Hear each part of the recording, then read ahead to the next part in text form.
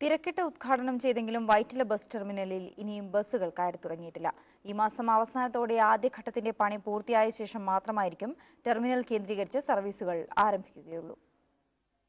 തെരഞ്ഞെടുപ്പ് മുന്നിൽ കണ്ടാണ് ഒന്നാം ഘട്ട നിർമ്മാണ പ്രവർത്തനങ്ങൾ പൂർത്തിയാകുന്നതിന് മുൻപേ വൈറ്റില മൊബിലിറ്റി ഹബിന്റെ ഉദ്ഘാടന ചടങ്ങ് നടത്തിയതെന്ന് ആരോപണമുണ്ടായിരുന്നു.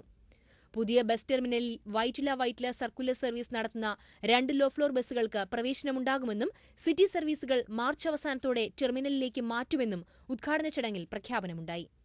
പക്ഷേ ലോ ഫ്ലോർ ബസ്സുകളുടെ പ്രവേശനം പ്രഖ്യാപനത്തിലൊതുങ്ങി. ഒന്നാം ഘട്ടത്തിലെ 13 ബസ് ബേകളിൽ 3 എണ്ണത്തിന്റെ പണി മാത്രമേ പൂർത്തിയായിരുന്നുള്ളൂ. ബസ്സുകൾ ഏതു ഭാഗത്തുനിന്ന് ടെർമിനലിലേക്ക് പ്രവേശിക്കണമെന്നും പുറത്തേക്ക് പോകണമെന്ന് പോലും ഇനിയും തീരുമാനിച്ചിട്ടില്ല. പ്രഥമഘട്ടത്തിൽ 65 ബസ്സുകൾക്കുള്ള പാർക്കിംഗ് സൌകര്യവും മോഡേൺ കോംപ്ലക്സുമാണ് പൂർത്തീകരിക്കുക.